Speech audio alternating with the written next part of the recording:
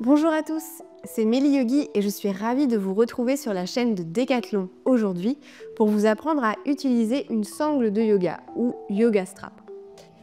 Vous pouvez démêler votre sangle, l'allonger. Je vais vous expliquer un petit peu en quoi ça consiste et pourquoi on utilise cette sangle de yoga. Par exemple, lorsque vous avez les jambes tendues devant vous sur un exercice de yoga, vous pouvez vite constater que parfois c'est difficile d'aller atteindre les orteils ou les chevilles ou l'épaule ou le bras, qu'on manque de mobilité et de souplesse, et c'est pour ça que la sangle a été créée. Par exemple, si vous utilisez votre sangle en dessous des orteils, vous pouvez aller chercher un petit peu plus loin dans le mouvement et du coup gagner en souplesse et en mobilité dans votre pratique.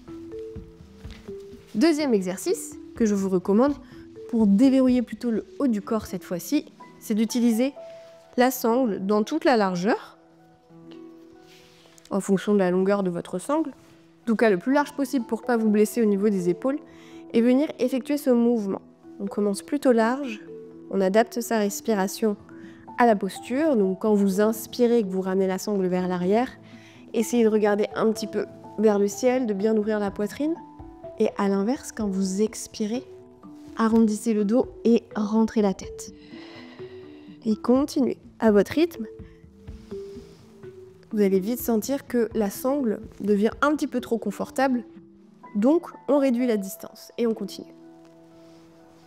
Toujours en respirant. Le fait de fermer les yeux, parfois, ça peut vous permettre de vous concentrer un petit peu plus sur ce que vous faites et de sentir la limite de la sangle. Et quand vous maîtrisez ce mouvement-là, vous pouvez aussi le faire sur les côtés.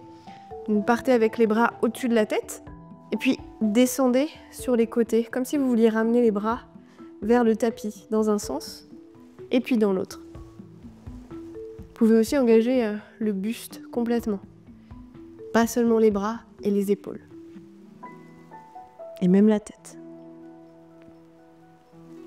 Continuez de bien respirer.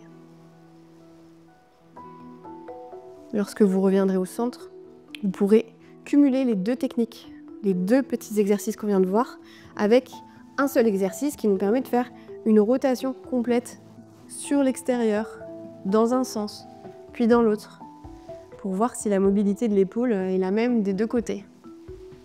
Vous passez tout doucement autour de vous, restez bien à l'écoute de votre corps, essayez de déverrouiller un petit peu la cage thoracique, les épaules, dans un sens, puis dans l'autre.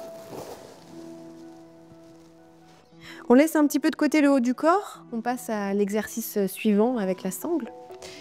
Travaillez le bas du corps, souplesse des jambes et des hanches. Vous pouvez vous installer dans la posture du bâton, qu'on appelle Dandasana dans le yoga, et vous allez séparer votre sangle en deux parties. Donc allongez bien votre sangle et venez la plier en deux. Juste ramener les deux extrémités entre elles. J'ai passé le pouce dans la boucle. Je viens passer ma cheville gauche en dessous de ma demi-sangle et dans une main, j'ai l'extrémité avec les passants et l'extrémité boucle. Je passe mes passants à l'intérieur de ma boucle, je les attrape et je lâche tout. Du coup, j'ai un nœud qui s'est formé autour de ma cheville. Et je vais mettre le passant du bas en dessous de ma cheville, comme ça, j'ai la cheville plus le pied bien attrapé par la sangle. Première option, vous pouvez fléchir le genou droit, donc le genou opposé, vous venez poser le genou droit sur l'extérieur et à l'aide de vos mains, vous venez remonter la sangle pour vous étirer vers l'avant, dans une posture de la tête au genou. Option numéro 2, vous pouvez travailler sur le dos. Vous venez vous allonger tout doucement, toujours en tenant votre sangle. Posez la tête au sol et là, dans une position plutôt relâché, vous pouvez venir tirer sur la sangle, ramener la pointe de pied vers vous pour que ça tire bien sur le mollet et l'ischio-jambier, donc derrière la jambe. Il y a des variations à cette posture. Vous pouvez venir ouvrir la jambe gauche sur l'extérieur, tout doucement, comme si on voulait poser le pied au sol, pour aller tirer cette fois-ci l'adducteur et la hanche. Une fois que le pied est au sol, c'est là que je peux forcer un petit peu plus avec mon bras gauche, tirer sur la sangle. Et puis dernière variation de cette posture sur le dos, vous amenez la jambe gauche vers le côté droit, dans la direction opposée. On y va tout doucement, on n'emmène pas le pied trop loin. Ça peut tirer très fort au niveau des lombaires et du bas du dos. Et une fois que le pied est au sol, je peux aller tirer un petit peu sur la sangle. Un pied flex et peut-être une torsion avec le bras gauche qui se relâche. La tête vers la main gauche, dans la direction opposée. Je vais ramener votre jambe juste au-dessus. Vous poussez le pied dans la sangle, ça va vous aider à venir vous rasseoir. Et pour bien mémoriser le nœud de cette sangle, on va faire exactement pareil, mais de l'autre côté. Donc là, vous détachez votre nœud, vous libérez la sangle. Vous pouvez repartir sur une base avec toute la longueur de la sangle, qu'on va venir diviser une nouvelle fois en deux. J'ai divisé ma sangle, je passe la sangle sous la cheville droite cette fois-ci. Toujours dans une main, ma petite boucle et mes extrémités avec les passants. Je vais mettre les passants à l'intérieur de la boucle, j'attrape les passants et le nœud, c'est fait tout de suite. Je mets le passant du bas en dessous du pied droit pour avoir le pied et la cheville bien stables. Et comme tout à l'heure, je vais venir fléchir mon genou gauche, jambe opposée, que je pose sur l'extérieur pour aller me pencher vers la jambe droite et travailler la souplesse de ma jambe droite. On se redresse, on libère la jambe gauche, on vient s'allonger comme tout à l'heure sur le dos. Jambe droite qui va venir dans la direction du visage avec les orteils vers vous, un pied flex.